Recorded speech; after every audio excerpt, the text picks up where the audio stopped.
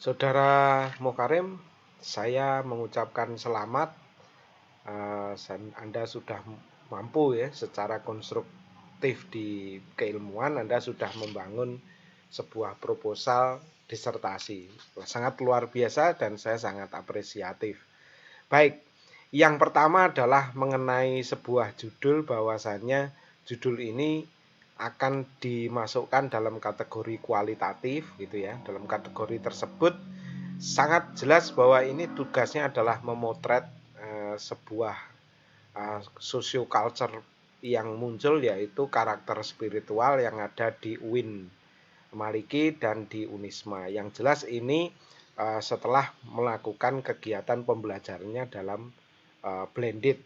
Nah, terlepas dari konstruk itu semua, saya ingin memberikan masukan karena beberapa hal yang ada di konstruksi Anda memang belum sesuai dengan sebuah konstruksi penulisan. Ini bukan berarti salah ya, bukan, tapi hanya belum saja.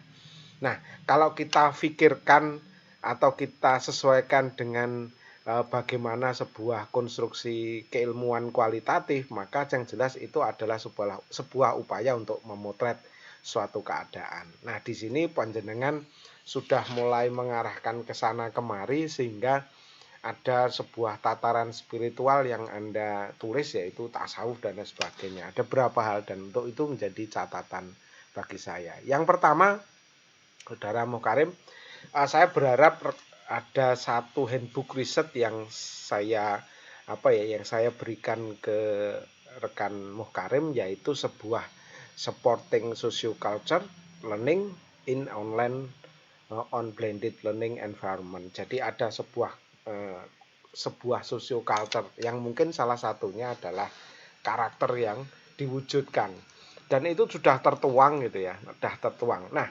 sekarang mengapa menjadi belum? Karena penjelasan nanti bisa dikonfirm ke unduhan ini, bisa diklik ya. Ini nanti kalau diklik akan mengarah ke artikel tersebut. Ini sebagai contoh seperti itu ya. Jadi mengarah ke artikel, silahkan nanti dibaca gitu ya. Artikelnya artikelnya ini. Saya lebih langsung saja. Kalau nanti kita membahas di karakternya, maka ini lebih ke domain ilmu sosial atau ya ilmunya di UIN sana ya. Yang jelas itu adalah ilmu tentang karakter spiritual. Nah, itu memang bukan domain dari S3 Teknologi Pembelajaran. Sebenarnya apa yang menjadi karakter utamanya itu adalah bukan karakternya, yang penelitian studinya bukan karakternya, tapi pembelajaran karakter itu bagaimana. Nah, itu di domain kita.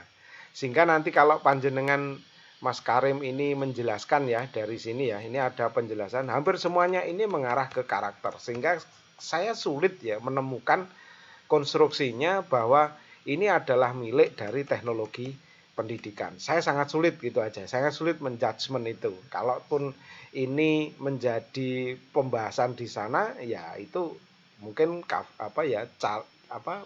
tulisan yang berbeda ya.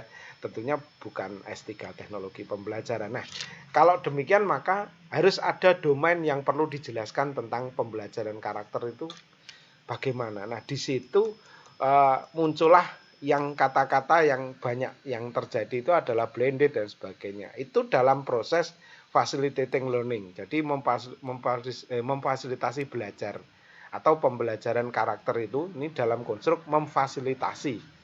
Nah, dari konstruk itu maka apapun hebatnya kasus COVID-19 itu bukan menjadi permasalahan utama di keilmuan teknologi pembelajaran, karena itu merupakan kondisi yang sekarang mengikuti kita aja. Jadi itu bukan sebuah konstruk yang harus kita gunakan, karena ini juga bukan variabel gitu ya. Jadi ini juga karena bukan variabel, maka kasus COVID-19 tidak perlu menjadi pokok pikiran itu. Menurut saya tidak perlu, sangat tidak perlu. Sehingga kasus ini terjadi karena adalah bagaimana sebuah kajian atau studi yang memfasilitasi pembelajaran, bukan kasus pembelajaran di tengah COVID-19. Itu yang menjadi yang utama gitu ya. Jadi ini adalah kemampuan institusi untuk memfasilitasi pembelajaran melalui konstruk blended learning itu. Pembelajaran apa? Pembelajaran karakter spiritual. Tentunya seperti itu. Jadi arahnya seperti itu latar belakangnya. Untuk meyakinkan itu kan biasanya di dalam situ sudah ada juga bibliografinya, sudah muncul dari viewer ya, itu ya, dari software itu juga bisa seperti publish or perish dan sebagainya sudah bisa diambil, tetapi makna yang utama adalah memang ada developing ya. Ada itu terjadi setelah terjadinya kasus developing. Jadi mengapa proses pembelajaran ini terjadi dan kenapa harus bisa dipotret? Karena memang sudah dilakukan developing. Kalau hanya masih berupa kajian-kajian saja enggak bisa. Makanya di dalam Visser and Kusuma itu ada developing student character. Ini salah satunya ada di service di Mathematics Teacher itu melalui blended learning, berarti itu sudah pernah ada. Dan itu apa saja yang menjadi variabelnya itu nanti akan dibahas di literatur review. Nah, oleh karena itu yang jelas Mas Muhkarim harus dengan rigid mengambil alur penelitian ini sebagai kenapa ini menjadi kualitatif. Karena memang sudah banyak dikembangkan sebenarnya, karakter-karakter ini sudah banyak dikembangkan sehingga itu secara otomatis sudah muncul. Oleh karena itu perlu dilakukan pemotretan apa yang terjadi pada pembelajaran itu. Karena sudah ada, memang penelitian itu sudah ada, sehingga perlu di study gitu, perlu dipotret lah dalam kualitatif itu. Sehingga konstruk ini betul-betul menjadi alasan kuat. Jadi bukan alasannya COVID-19, bukan, tentunya itu bukan alasan. Sebagai contoh, ada beberapa hal penjelasan-penjelasan seperti ini, seperti dalam ilmu tasawuf dan lain sebagainya, entah itu nanti usul fikih dan sebagainya, konstruknya yang jelas kita bukan itu nilai pentingnya ya, bukan itu, memang ini konstruknya dari situ. Juga bukan COVID-19, jadi COVID-19 bukan menjadi perangkat utama, berarti memang harus ada effort untuk meneliti ini karena memang sudah banyak dilakukan, termasuk di UIN Maliki sama di Unisma jelas sudah melakukan itu. Saya yakin sudah melakukan itu, mengkonstruk itu, karena tujuannya kalau di dalam konstruk itu pasti ada nilai afektif ya. Salah satunya pasti ada di sana itu, atau di manapun itu pasti ada yang disebut karakter gitu ya. Tidak tahu tujuan sikap dan kemudian psikomotorik dan kognitif dari ketiganya itu nanti akan menimbulkan karakter. Dalam karakter itulah saya meyakini Anda pasti kenapa ini menjadi penting.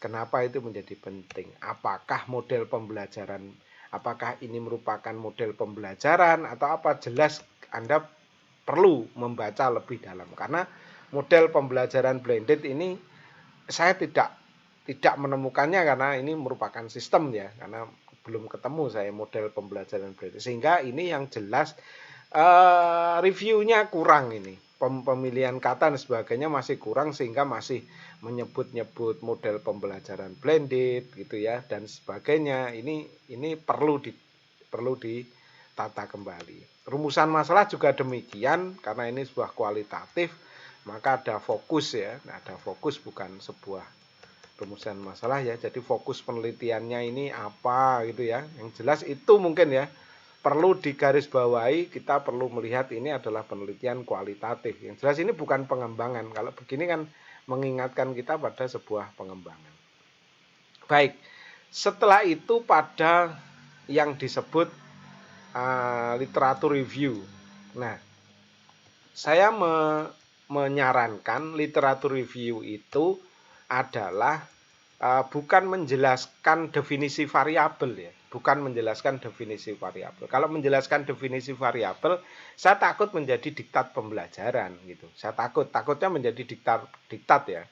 Namun ini adalah sebuah gagasan bagaimana menggambarkan sebuah frame untuk memotret. Jadi ada batasan.